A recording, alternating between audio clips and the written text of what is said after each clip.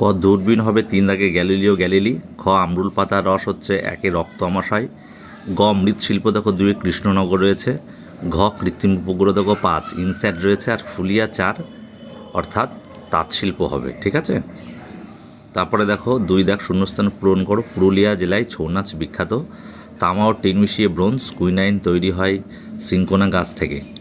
ঠিক আছে, তারপরে ঘ দাগে আমরুল পাতার রস আমাশয়কে করে বশ।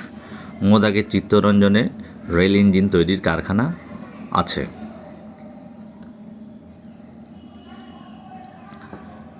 তারপরে দেখো অর্জুন গাছ হবে ভিজিয়ে খেলে হাটের অসুখ সারে। বিষ্ণুপুরের মন্দির পোড়ামাটি দিয়ে তৈরি। তারপরেরটা চাঁদের বুকে প্রথম পা রাখে নীল আর্মস্ট্রং।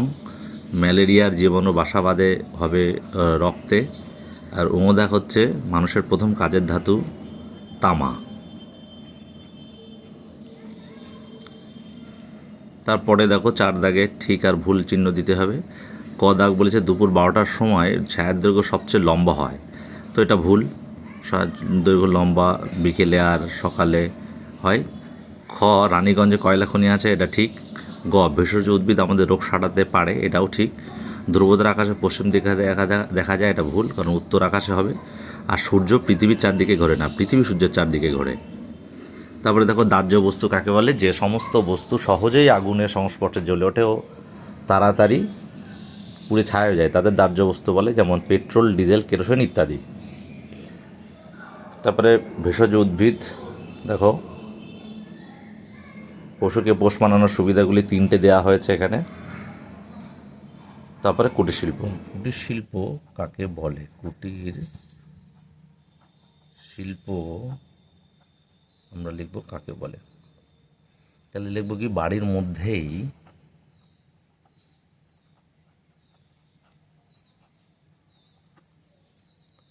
কম জায়গায় ছোট ছোট জিনিস তৈরি করা হলো কুটির শিল্প। ঠিক আছে,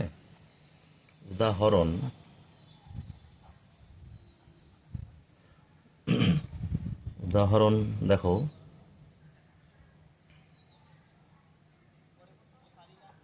চানাচুর শিল্প, জ্যাম জেলি,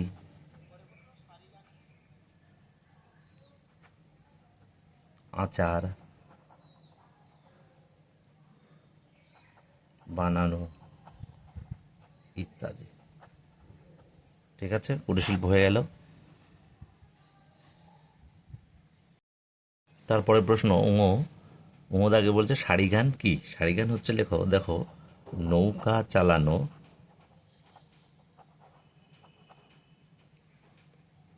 ছাদ পেটা, মাছ ধরা, এইসব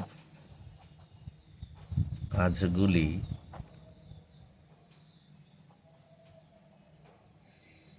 অনেকে মিলে একসঙ্গে সঙ্ঘবদ্ধভাবে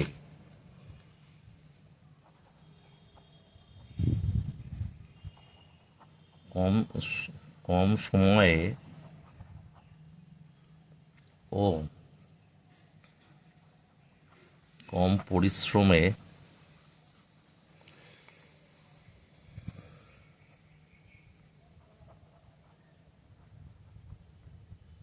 কাজের মাধ্যমে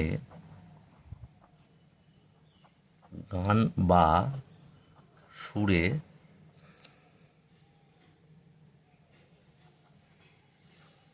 কাজ করাকে বলে সারিগান। ঠিক আছে, তারপরে প্রশ্ন ডোকরা কি? ডোকরা হচ্ছে দেখো ডোকরা হলো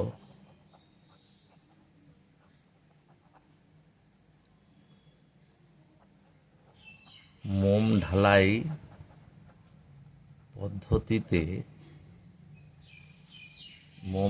পদ্ধতিতে তৈরি একটি শিল্পকর্ম, ঠিক আছে, যা সাধারণত পিতল বা অন্য কোনো ধাতুর মিশ্রণ দিয়ে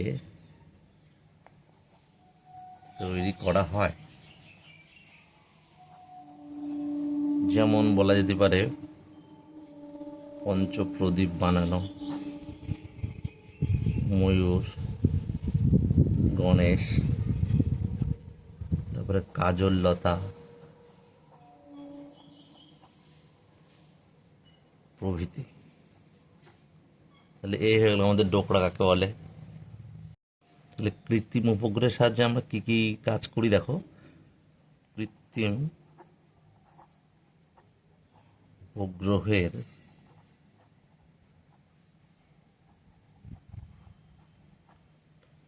মাধ্যমে পৃথিবীর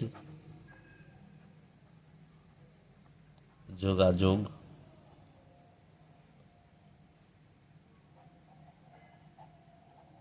আবহাওয়ার পূর্বাভাস, ফোনে কথা বলা, বৈজ্ঞানিক গবেষণা প্রভৃতি কাজ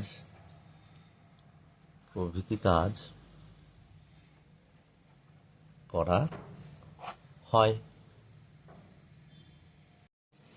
দেখো তারপরে প্রশ্ন বলেছে খদার ছৌ নাচের মুখোশ তৈরিতে কী কী ব্যবহার করা হয়। তাহলে দেখো একবার ছৌ নাচ কাকে বলে আর ছৌ নাচের মুখোশ তৈরিতে কী কী ব্যবহার করা হয় তা লিখে দিলাম। ছৌ নাচ হচ্ছে বিশেষত রামায়ণ মহাভারতের কাহিনী নিয়ে মুখোশ ও বিভিন্ন রকমের কাপড় পরে নাচের কাহিনী, এটা হচ্ছে ছৌ নাচ, ঠিক আছে। এটা হচ্ছে কাকে বলে লিখলাম, কিন্তু এখানে প্রশ্ন বলেছে কিন্তু ছৌ নাচের মুখোশ তৈরিতে কী কী ব্যবহার করা হয়। তাহলে কী কী ব্যবহার করা হয় এখান থেকে লিখব। আঠালো মাটি, পাতলা কাপড়, আঠা, পুঁথি, গর্জন তেল, পাখির পালক ইত্যাদি ব্যবহার করা হয় মুখোশগুলিতে। আর কি পুরুলিয়ায় এই নাচ বিশেষভাবে বিখ্যাত। একেবারে সমস্ত প্রশ্ন উত্তর হয়ে গেল। তারপরের প্রশ্ন, লালন ফকিরের বিখ্যাত গানটা আমরা লিখব।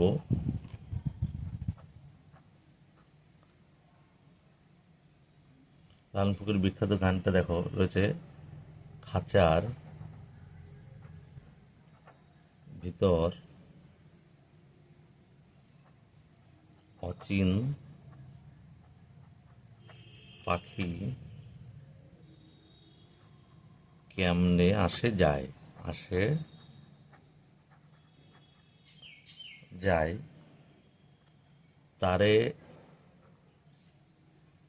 তারে ধরতে পারলে মনবেড়ি দিতাম পাখির পায়। বিখ্যাত গান এটা, ঠিক আছে। তারপরের প্রশ্ন দেখো বলেছে দার্জিলিং মানুষদের জীবিকা। তাহলে দার্জিলিং মানুষদের জীবিকা, ঠিক আছে, এক দাগ। তাহলে কি লিখব, পর্যটন ব্যবসা,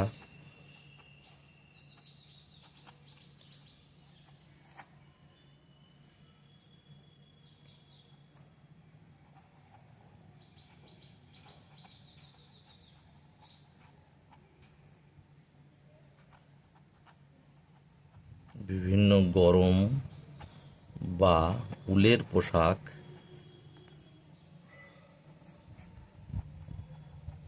বিক্রি করা।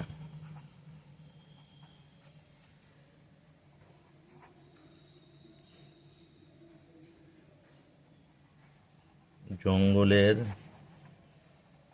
কাঠ থেকে আসবাবপত্র